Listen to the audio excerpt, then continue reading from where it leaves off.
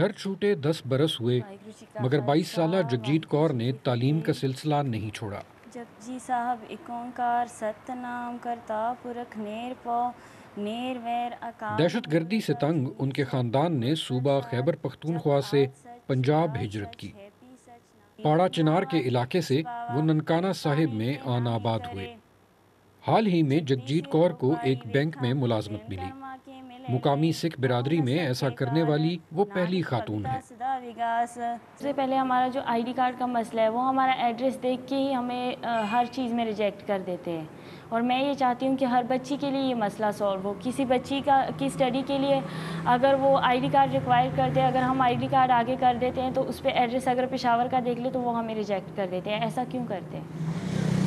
جگجیت کور جیسے لگ بھگ 200 خاندان قبائلی علاقوں سے نکل کر اب گردوارہ جنم استھان کے گرد ننکانہ صاحب میں آباد ہیں۔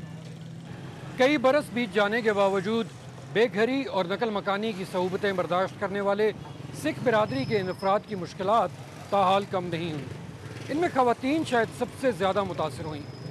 جہاں جگجیت کور جیسی خواتین نامساعد حالات سے لڑنے کے لیے کھڑی ہیں، وہیں بہت سی خواتین ایسی بھی ہیں جو شاید چاہنے کے باوجود بھی ایسا نہیں کر پاتی۔ 35 سالہ بیوہ لکشمی کور انہی میں سے ایک ہیں۔ سن 2006 میں بلوچستان کے علاقے ڈیرہ بگٹی میں فوجی آپریشن ہوا۔ لکشمی کور خاندان سمیت بے گھر ہوئیں اور 1 ماہ کی مسافت کے بعد وہ ننکانہ صاحب پہنچیں۔